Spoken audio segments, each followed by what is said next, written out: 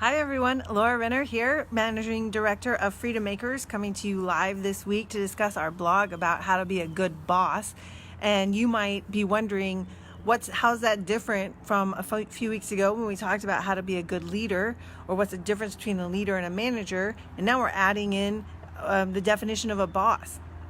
And so what we would say is that being a boss, you're combining leadership and management. You're sharing your vision, you're leading your team to realize that vision, and you're also providing or creating the resources for your team to be able to reach your mission or your vision, right? And so in that blog, we talk about 5 tips for how to be the boss that your business needs. It's things like being hands-off versus micromanaging, balancing the two.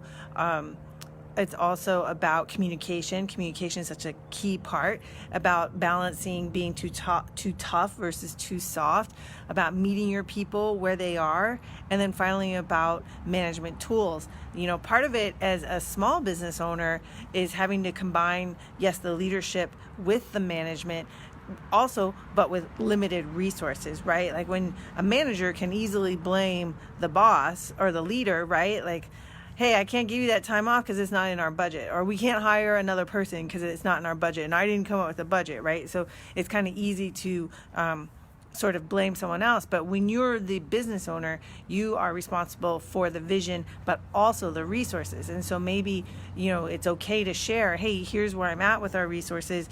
And then because of that, then your team will respect the limitations of your resources and also help you figure out ways to work within them. And so we give a couple tips about that. We give a couple tips about working with your team and doing that as a boss, which combines your leadership and your management experience. So check out that blog.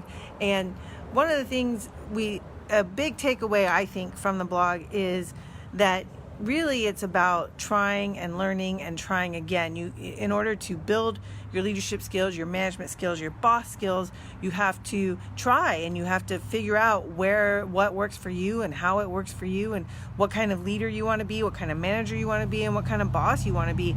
And the only way to do that is to try, learn, and try again. And you got to figure out the way that works for you. I was just having a conversation the other day with someone who talked about how everyone's parenting styles are different, and working within that with friends, with family, with neighbors, and how they handle their parenting. It's the same way with being a boss. Everyone's style is different, and so you got to figure out the way that works best for you, and the only way to do that is to keep trying. So be sure to check out that blog, see some tips, and try it out, figure out what works for you, and test some things out, and let us know how it goes. All right, have a good rest of your week, and we'll see you next week. Bye.